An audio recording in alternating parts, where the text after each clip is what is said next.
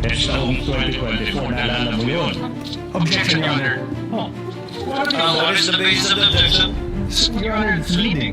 Your Honor, please, if I may, Your Honor, please. You remember? Leading, Your Honor. If I may, Your Honor, please, I'm just giving into what the defense wants. The record will bear me out. This witness mentioned so many times over that he investigated the statement of the Vice President uttering that she already contracted a person the whole nation is listening. Ganito nga mga idol ang mga kaganapan habang isinasagawa ang impeachment trial laban kay Inday Sara Duterte, at gaya ng inaasahan natin nga mga idol ay walang magandang gagawin itong si Vice Presidente kundi inaasa lamang sa kanyang mga abogado. Subalit paano uusad nga mga idol ang impeachment trial na ito at paano mapapatunayan ng madali na ang lahat ng mga ebidensya ay tunay laban kay Inday Sara Duterte kung ang mga abogado niya ay isa pa ring panira at panggulo, dahil walang ginawa nga mga idol ang mga abogado ni Inday Sara Duterte na guluhin at i-delay ang mga pandinig na isinasagawa laban kay Inday Sara Duterte. Ganito ba ang turo mga idol ni Inday Sara Duterte sa kanyang mga abogado? Akala ko ba mga idol ay handang-handa si Inday Sara Duterte sa pandinig na ito na kung saan ay sinabi niya noon na bloodbath daw ang mga ganap dahil ang mga ebidensya na hawak nila ay totoo daw at kayang-kaya daw nilang dipinsahan ang mga akusasyon laban sa kanya. Subalit sa nangyayari ngayon nga mga idol ay tila tumatago si Inday Sara Duterte sa mga saya ng kanyang mga abogado na kung saan ay imbis na siya sana ang sumagot sa mga akusasyon laban sa kanya ay inasa niya sa kanyang mga bayarang mga abogado. Ang mga pangyayaring ito nga mga idol ay nagpapatunay lamang na hindi talaga kayang dipinsahan ni Inday Sara Duterte ang mga ebidensya laban sa kanya na kung saan ay magpapatunay na ang lahat ng mga akusasyon laban sa kanya ay totoo at walang halong kalokohan. Kaya naman sa video na ito nga mga idol ay ating makikita, ating mapapanood at ating mapapakinggan kung gaano kagarapal ang mga abogado ni Inday Sara Duterte, dahil habang tinatanong nga mga idol ang witness na kung saan ay magpapatunay sana na inimbestigahan di umano ang mga pagbabanta ni Inday Sara Duterte sa ating Pangulo at sa iba pang mga opisyal. Subalit ang ginagawa nga mga idol ng abogado na ito ni Inday Sara Duterte ay harangin at suplahin ang katanungan dito sa witness na ito. Kaya naman panoorin nating mabuti nga mga idol ang video na ito at pakinggan ninyong mabuti kung gaano kabastos itong abogado ni Inday Sara Duterte na walang ibang ginawa kundi mag-objeksyon, Your Honor.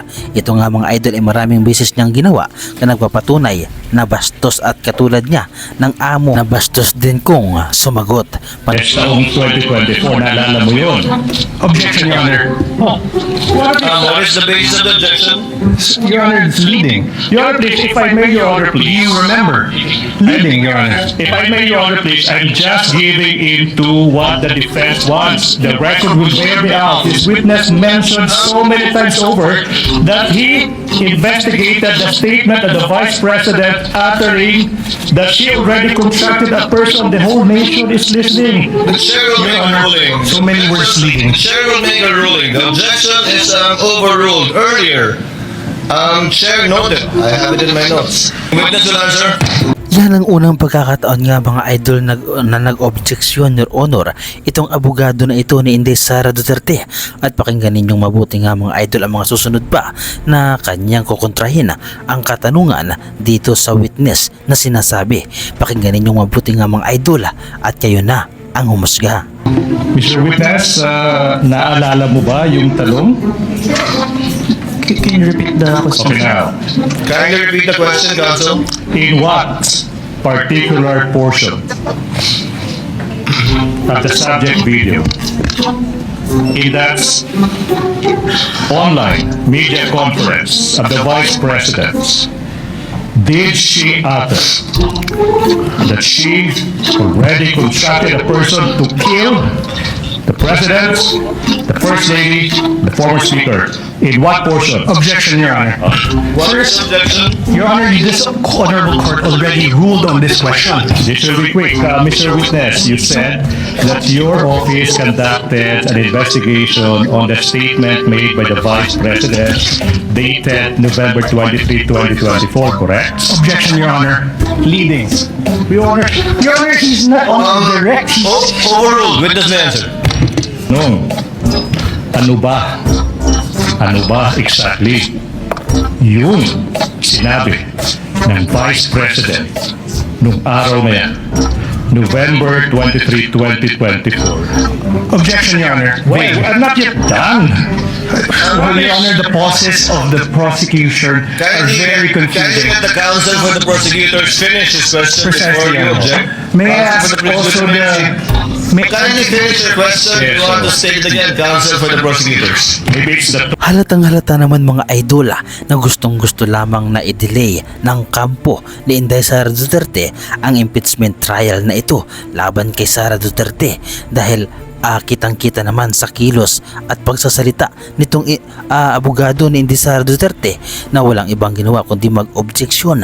Your Honor, nakakaya nga mga idol ang ganitong klaseng gawain dahil ini-interrupt mo ang nagtatanong. Patunay lamang ito nga mga idol na mayroon silang tinatagong kabalastugan at sikreto na ayaw mabunyag sa loob ng bulwagan ng Senado. At hindi pa dyan nga mga idol nagtatapos dahil mayroon pa mga susunod na objection na magaganap dahil ito ay gawain talaga ng kampo ni Inday Sara Duterte.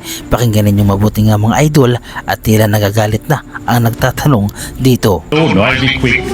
What particular statements of the Vice President on that day did you investigate? Objection, Your Honor. Vague. Take counsel for respondent, a bit of patience. Let the counsel finish. I don't think he's finished.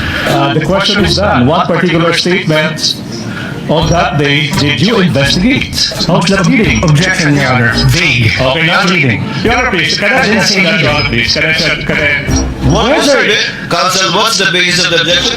Vague. All right. I will indulge. I will indulge, Your Honor. I will indulge. I will add these two phrases. It will never be. Will never be that. Now, Mr. Witness, what statement did the Vice President utter on that day, if any? Your Honor, same objection. There's a 2 or 26 minutes. What? Let the witness answer. Counsel, this 2-hour and so minute video was done on the same day. Yes, correct, Your Honor. But the question must be given with particularity. If the witness knows, witness may answer. Answer. Ano ang masasabi ninyo mga idol sa ipinapakitang pag-uugali ng abogado ni Inday Sara Duterte? May pagkahalintulad ba ito nga mga idol sa kanyang amo na si Inday? Ano ang masasabi ninyo mga idol sa reaction video na ito? At anong inyong opinion patungkol dito? Ibahagi nyo naman mga idol inyong reaction at opinion sa ating comment section.